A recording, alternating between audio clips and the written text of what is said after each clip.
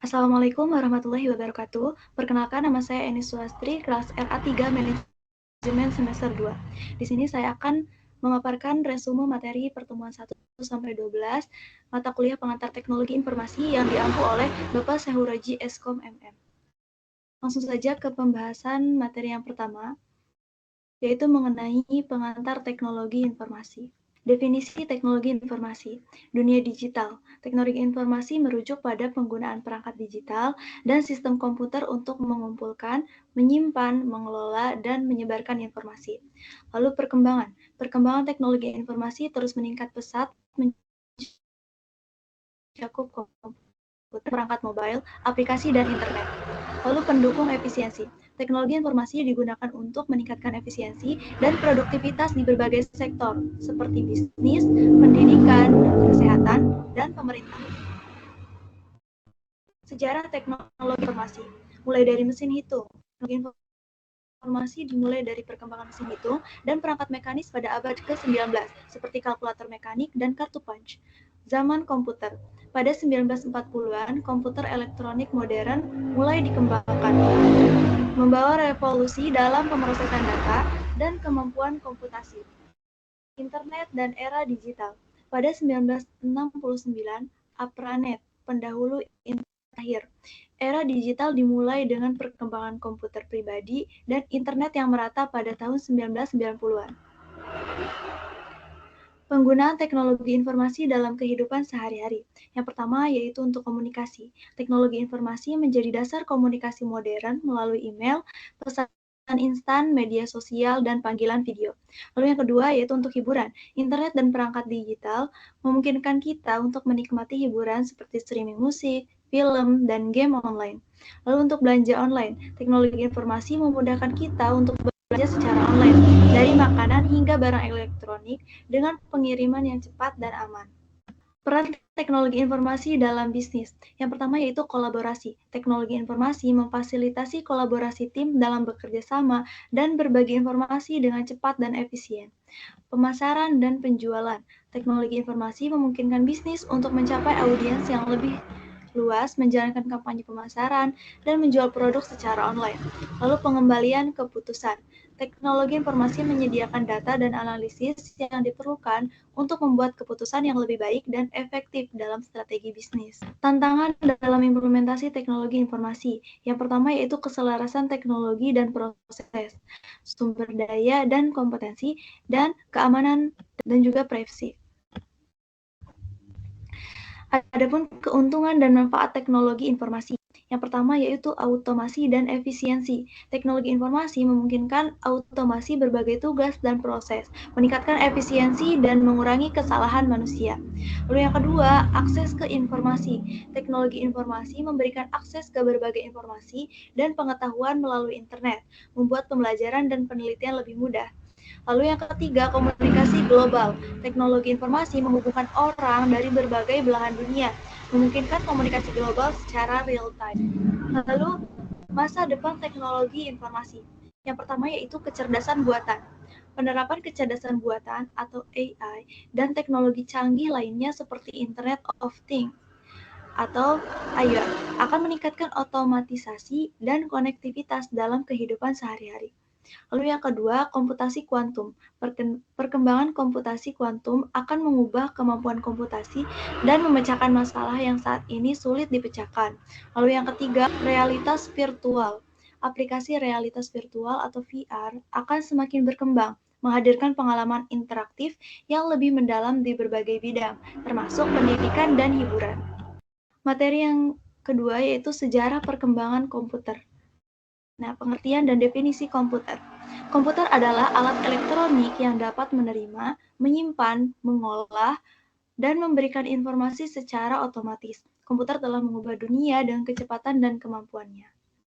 Lalu komputer analog, sebuah era di mana komputer beroperasi berdasarkan kontinuitas nilai-nilai dan menggunakan sirkuit analog untuk mewakili data. Mereka sangat penting dalam pengaturan ilmiah dan militer.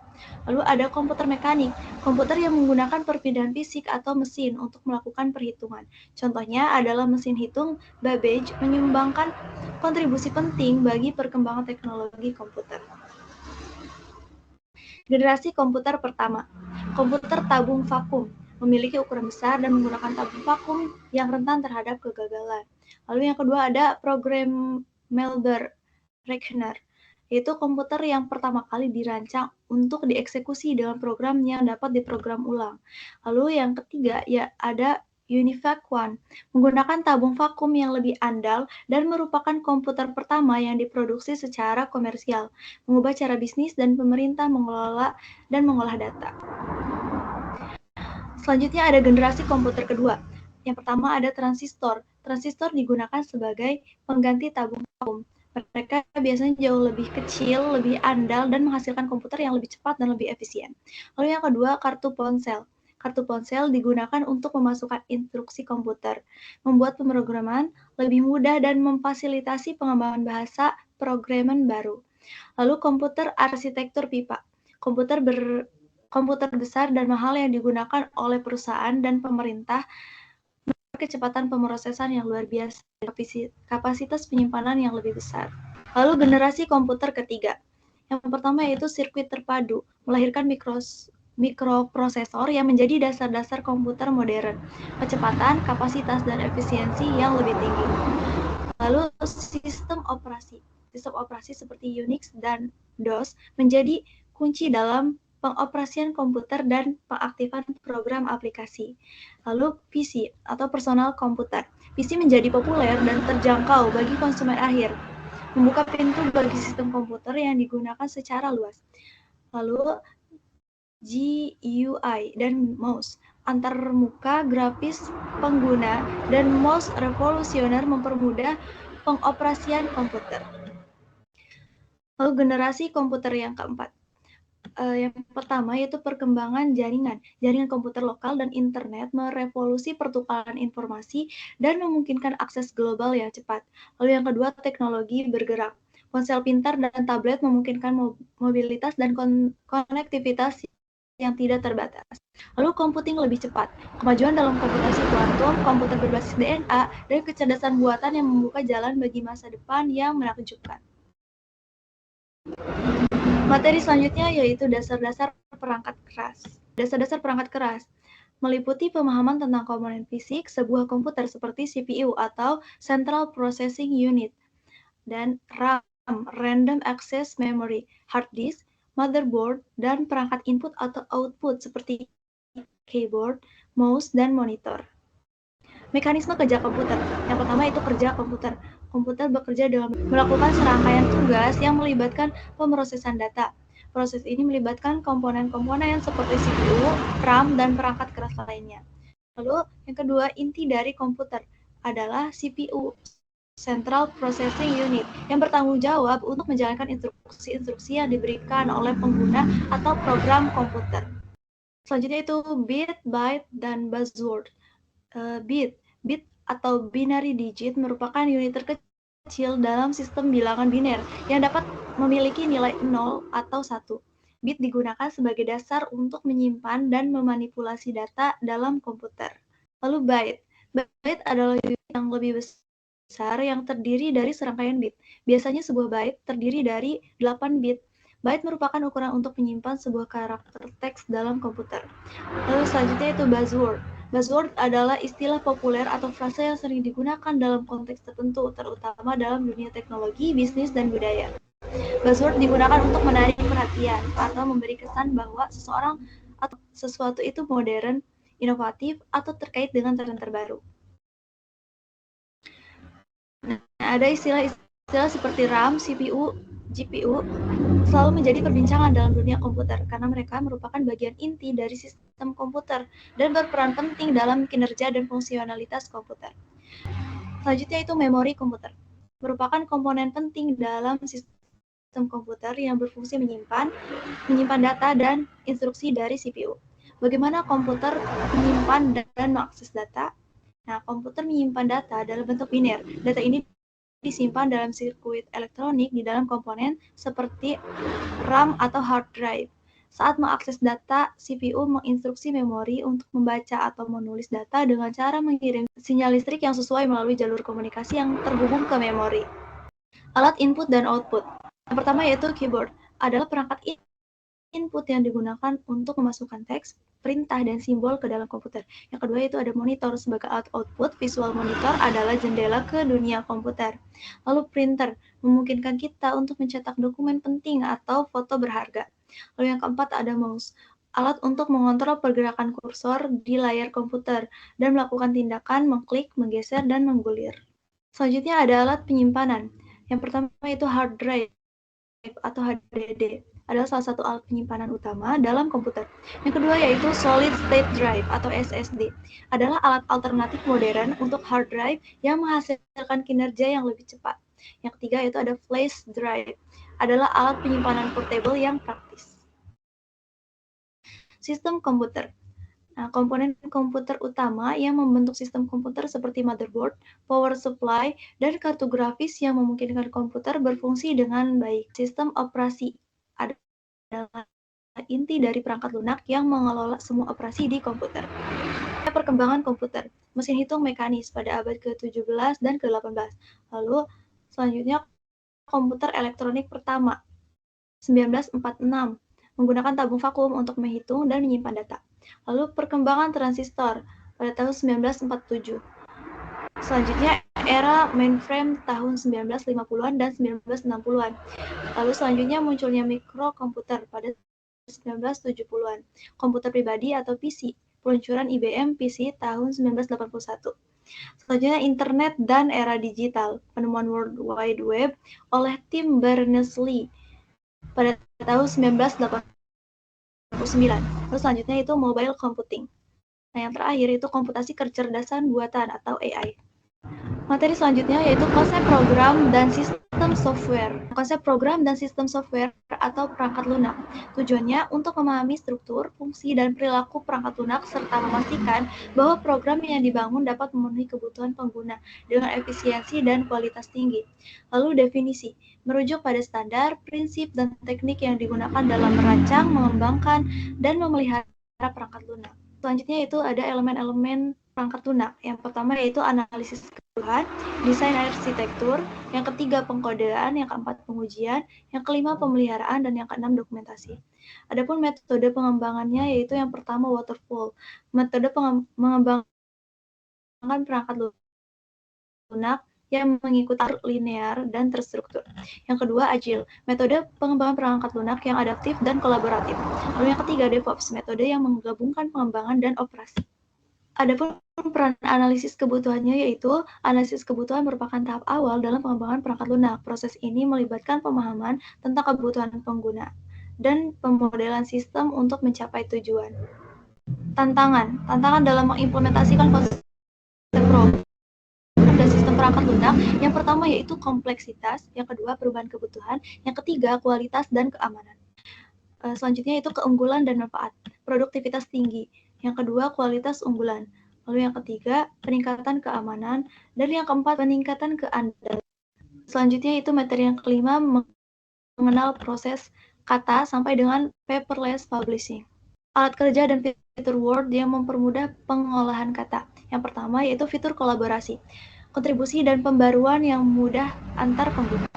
Lalu spelling dan grammar check, mendeteksi dan memberi saran pada kesalahan penulisan. Lalu yang selanjutnya itu tools penyunting PDF, memudahkan konversi jadi format PDF atau sebaliknya. Lalu yang selanjutnya itu word art dan insert media, mempercantik tampilan dokumen dengan penambahan gambar, video, atau desain grafis. Sejarah desktop publishing.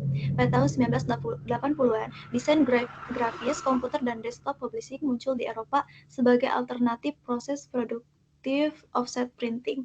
Lalu di tahun 1990-an, desktop publishing menjadi layak untuk diakses, terutama setelah pemakaian komputer pribadi meluas.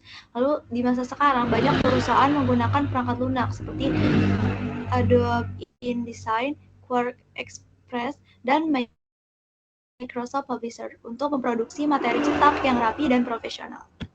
Lalu spreadsheet sebagai alat pengolah data. Yang pertama laporan keuangan, menyajikan data keuangan dalam bentuk tabel sehingga mudah dibaca dan dipahami.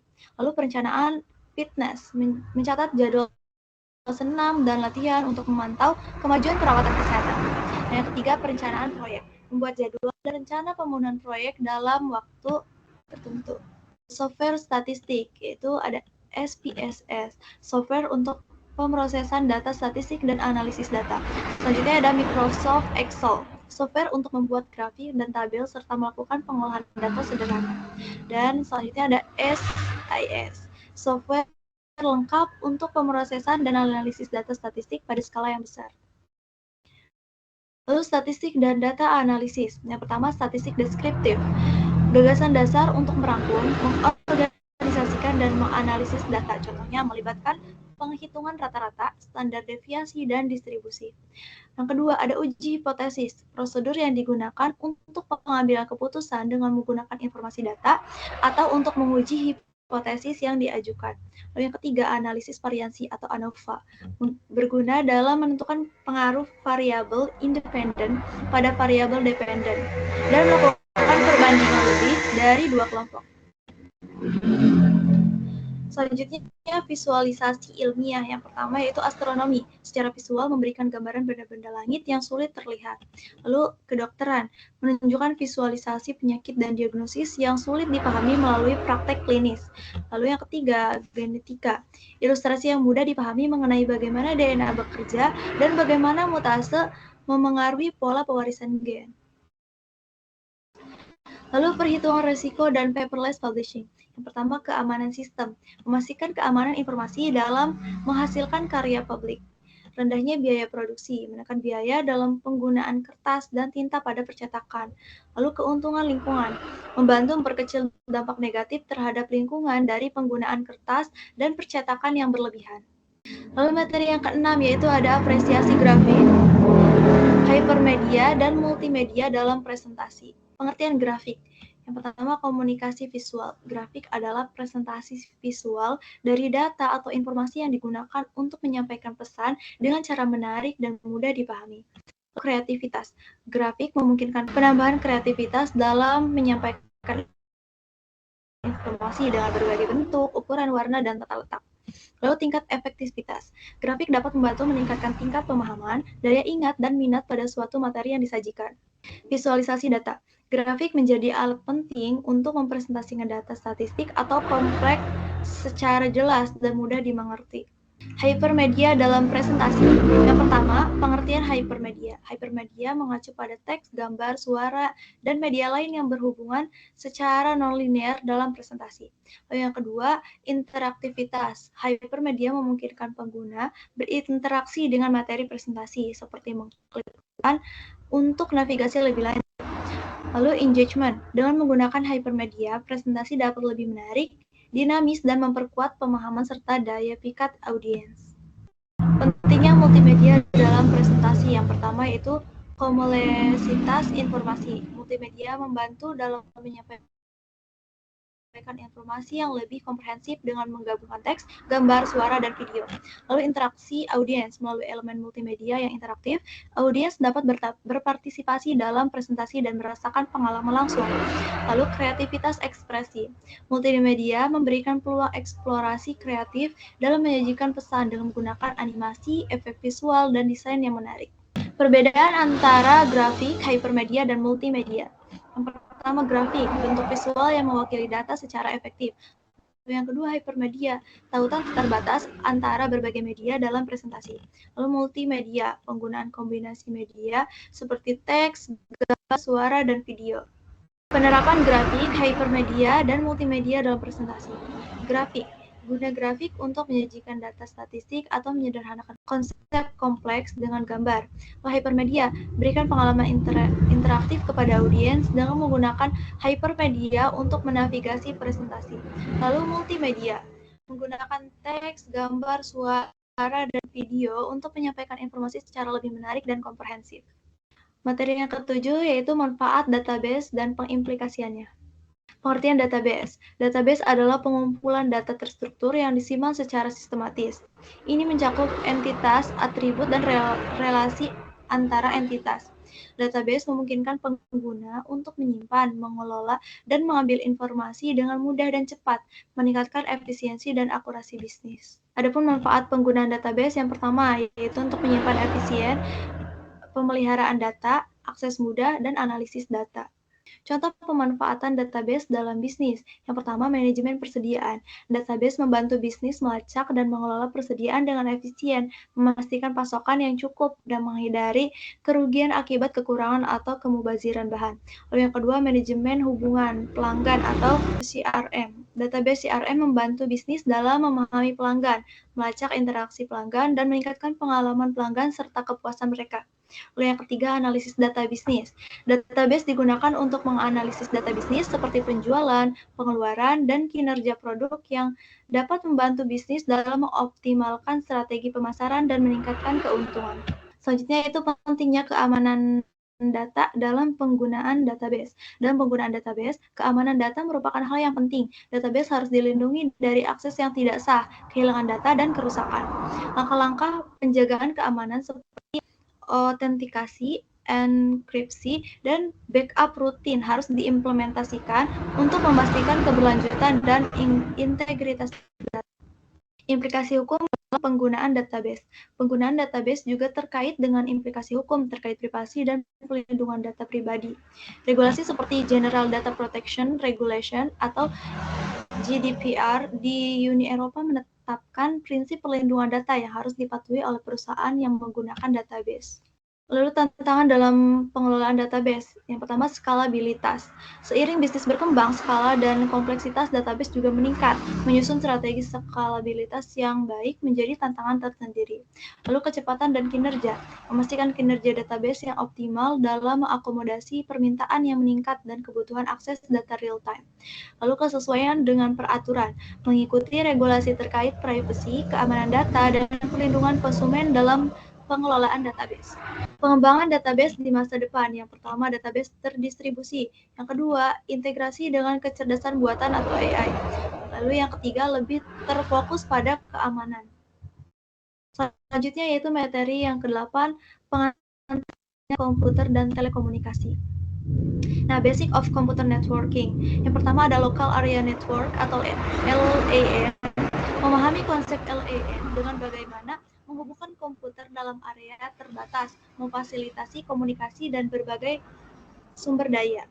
Lalu yang kedua, Wide Area Network atau WAN.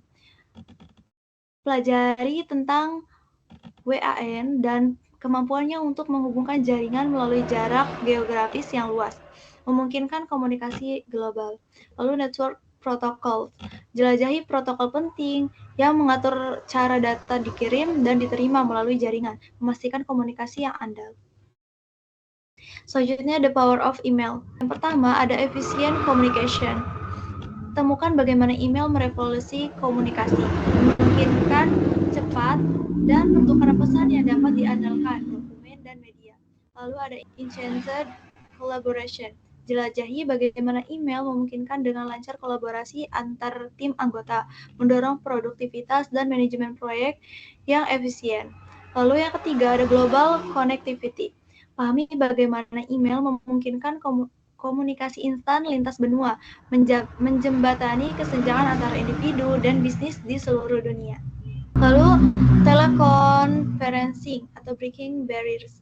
Yang pertama yaitu virtual meetings. Ancaman keamanan cyber, kebocoran data, dan pengumpulan data pribadi menjadi masalah yang penting. Lalu yang kedua, video conferencing. Penyebaran informasi palsu, konten ekstremis, dan konten dewasa dapat mempengaruhi pemikiran dan perilaku pengguna. Lalu yang ketiga, webinars. Tidak semua orang memiliki akses yang sama ke teknologi internet, menimbulkan kesenjangan digital. Selanjutnya itu materi yang ke-9, sejarah internet dan perkembangannya. Mengenal internet. Internet adalah jaringan global yang menghubungkan komputer dan perangkat digital di seluruh dunia. Ini memungkinkan pertukaran informasi dan komunikasi yang cepat dan efisien. Awal mula internet. Yang pertama, kelahiran ARPANET. Internet berawal dari proyek ARPANET pada tahun 1969 yang dikembangkan oleh Departemen Pertahanan AS untuk bertujuan mengkomunikasikan militer. Lalu yang kedua itu pengembangan protokol TCP atau IP. Pada tahun 1970-an, protokol TCP atau IP dikembangkan yang memungkinkan jaringan komputer yang berbeda untuk saling terhubung. Lalu selanjutnya yang ketiga, lahirnya WWW. Pada tahun 1990, Tim Berners-Lee memperkenalkan World Wide Web yang memungkinkan pengaksesan informasi melalui hyperlink dan browser web. Perkembangan teknologi internet. Yang pertama ada kecepatan transmisi data. Teknologi internet terus berkembang dengan peningkatan kecepatan transmisi data yang memungkinkan streaming video, konferensi video, dan pertukaran file yang lebih cepat. Lalu perangkat terhubung. Smartphone, tablet, dan perangkat Internet of Things atau IoT memungkinkan konektivitas internet di mana-mana, memudahkan akses informasi dan komunikasi. Lalu yang ketiga, komputasi awan. Perkembangan komputasi awan memungkinkan penyimpanan dan pemrosesan data secara online, meningkatkan fleksibilitas dan efisiensi. Dampak internet terhadap kehidupan manusia. Akses informasi global. Internet memungkinkan akses yang cepat ke informasi dan pengetahuan dari seluruh dunia. Yang kedua, komunikasi menjadi instan. Yang ketiga, peluang bisnis baru. Dan yang keempat, terbukanya akses pendidikan. Selanjutnya itu perubahan gaya hidup akibat internet. Nah, yang pertama gaya hidup digital. Internet telah mengubah cara kita berbelanja, bekerja, bersosialisasi, dan mengakses hiburan. Lalu sumber informasi utama. Internet menjadi sumber informasi utama bagi masyarakat, menggantikan media tradisional. Lalu kehadiran online, kehadiran dan reputasi online menjadi semakin penting bagi individu dan bisnis. Lalu ketergantungan teknologi. Tergantungan pada perangkat dan konektivitas internet telah menjadi bagian integral dari kehidupan sehari-hari. Tantangan dan isu terkait internet. Yang pertama, privasi dan keamanan. Lalu yang kedua, dalam hal konten berbahaya. Dan yang ketiga, adanya kesenjangan digital.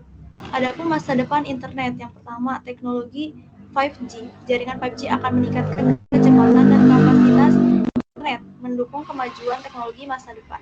Lalu yang kedua, ada Internet of Things. Pertumbuhan perangkat IoT akan memperluas konektivitas dan otomatis dalam kehidupan sehari-hari. Yang ketiga, kecerdasan buatan. Penerapan kecerdasan buatan akan meningkatkan pengalaman pengguna dan efisiensi layanan. Memahami infrastruktur data dan informasi. Apa sih itu infrastruktur data dan informasi? Nah, infrastruktur data dan informasi adalah fondasi penting dalam membangun ekosistem digital yang efisien dan terhubung. Teknologi, sistem, dan proses yang saling terkait ini memungkinkan pengumpulan, penyimpanan, analisis, dan distribusi data dan informasi secara efektif. Definisi dan konsep dasar infrastruktur data. Yang pertama ada basis data. Infrastruktur data terdiri dari sistem manajemen basis data yang menyimpan dan mengelola data secara terstruktur. Lalu yang kedua, konektivitas. Jaringan komunikasi yang menghubungkan berbagai komponen infrastruktur data memungkinkan akses dan pertukaran data. Lalu yang ketiga, server dan penyimpanan. Infrastruktur data mencakup server, storage, dan perangkat komputasi untuk menampung dan memproses data. Selanjutnya komponen utama infrastruktur data. Yang pertama ada perangkat keras, lalu yang kedua perangkat lunak, yang ketiga sumber data, yang keempat ada proses dan alur kerja. Lalu peran infrastruktur data dalam organisasi. Infrastruktur data memegang peran penting dalam organisasi modern. Ia bertindak sebagai tulang punggung yang menghubungkan berbagai sistem, aplikasi, dan sumber data untuk mendukung pengambilan keputusan yang tepat dan efisien. Dengan infrastruktur data yang andal, organisasi dapat memanfaatkan data sebagai aset strategis, menganalisisnya secara mendalam, dan mengubahnya menjadi wawasan yang berharga untuk memperkuat posisi kompetitif di pasar. Adapun manfaat infrastruktur data yang efektif. Yang pertama, dapat meningkatkan efisiensi, lalu pengambilan keputusan yang lebih baik, dan inovasi dan pengembangan produk. Adapun tantangan dalam membangun infrastruktur data. Yang pertama yaitu kompleksitas. Membangun infrastruktur data yang kompleks dengan berbagai komponen seperti perangkat keras, perangkat lunak, dan jaringan dapat menjadi tantangan tersendiri. Memastikan integrasi dan kompatibilitas seluruh elemen merupakan kunci keberhasilan. Yang kedua yaitu keamanan dan privasi. Menjaga keamanan dan privasi data menjadi prioritas utama. Menerapkan protokol keamanan yang ketat serta manajemen akses yang efektif diperlukan untuk melindungi data sensitif. Lalu yang ketiga, sumber daya terbatas. Keterbatasan sumber daya baik anggaran, keahlian, maupun infrastruktur dapat menghambat pembangunan infrastruktur data yang optimal. Diperlukan perencanaan matang dan manajemen sumber daya yang efisien. Lalu yang keempat, perubahan teknologi. Pengembangan teknologi yang cepat menuntut organisasi untuk selalu menyesuaikan infrastruktur data mereka. Adaptasi dan pembaruan secara berkala menjadi tantangan tersendiri. Teknologi pendukung infrastruktur data. Yang pertama, database sistem penyimpanan. Lalu yang kedua, jaringan dan konektivitas. Lalu yang ketiga, ada analitik dan visualitas. Nah, prinsip-prinsip dan desain infrastruktur data. Yang pertama itu scalable dan tahan lama. Lalu yang kedua, keamanan dan privasi. Lalu yang ketiga, interoperabilitas. Dan yang keempat, efisiensi biaya. Tren dan perkembangan terkini dalam infrastruktur data. Perkembangan teknologi telah membawa perubahan signifikan dalam infrastruktur data saat ini. Kami melihat tren-tren seperti peningkatan penggunaan cloud computing, adopsi big data dan analitika, serta implementasi Internet of Things atau IoT dan edge computing. Selain itu, muncul juga teknologi baru seperti blockchain dan machine learning yang semakin terintegrasi dalam infrastruktur data.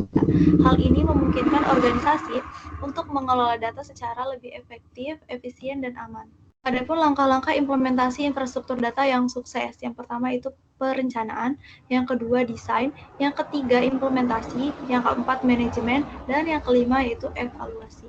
Untuk mengimplementasikan infrastruktur data yang sukses, diperlukan pendekatan yang terencana dan sistematis. Langkah-langkahnya meliputi perencanaan strategis, desain arsitektur yang sesuai, implementasi dan integrasi komponen, manajemen operasional yang efektif, serta evaluasi dan penyesuaian infrastruktur. Selanjutnya, materi yang ke-11 yaitu e-business dan e-commerce. Apa itu e-business?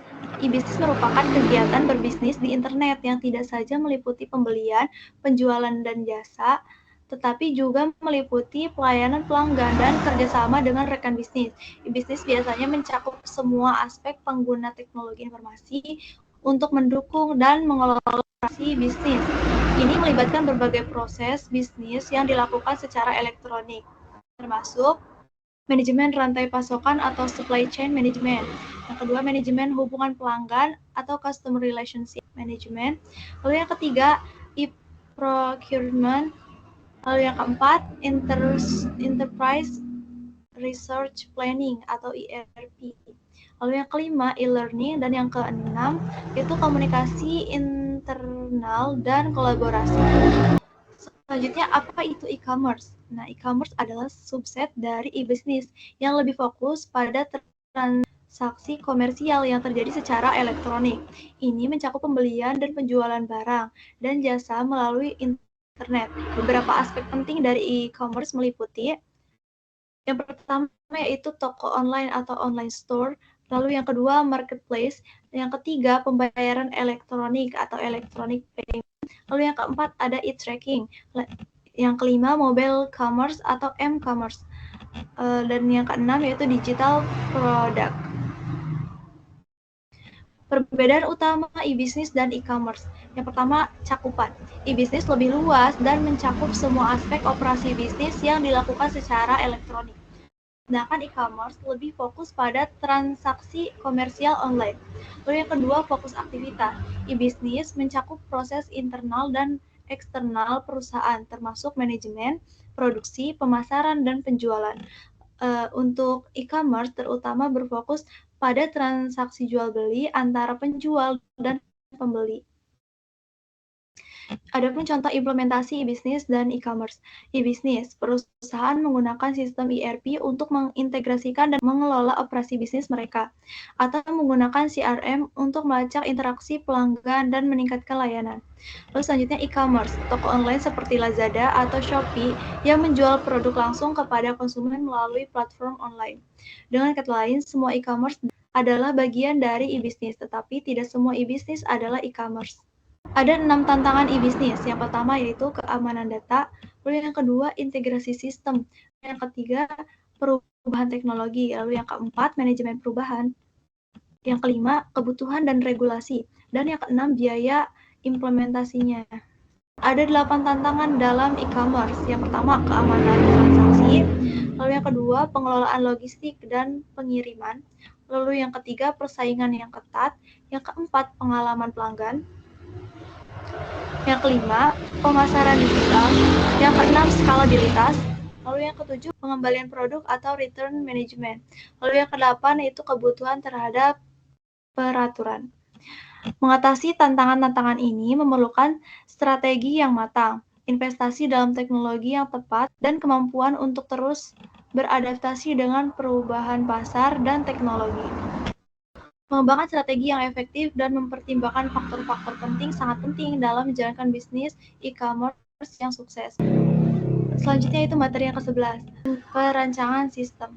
Pengertian perancangan sistem. Perancangan sistem adalah proses merancang dan menentukan spesifikasi dari suatu sistem yang akan dibangun atau diubah dengan tujuan untuk memenuhi kebutuhan dan tujuan tertentu.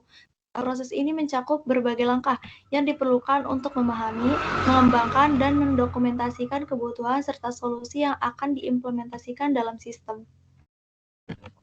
Langkah-langkah umum perancangan sistem. Yang pertama, pengumpulan kebutuhan, yaitu analisis kebutuhan, dokumentasi kebutuhan. Lalu yang kedua, analisis sistem. Yang pertama, studi kelayakan, dan yang kedua, analisis risiko. Yang ketiga, desain sistem, itu desain arsitektur, desain detail, prototyping. Lalu yang keempat, implementasinya, pengkodean, dengan melakukan pengkodean dan pengujian. Lalu yang kelima, pengujian dan validasi. Pengujian sistem, menguji sistem secara keseluruhan untuk memastikan semua komponen bekerja bersama-sama dengan baik. Lalu validasi, memastikan sistem memenuhi kebutuhan dan spesifikasi yang telah ditetapkan. Yang keenam, deploy dan pemeliharaan.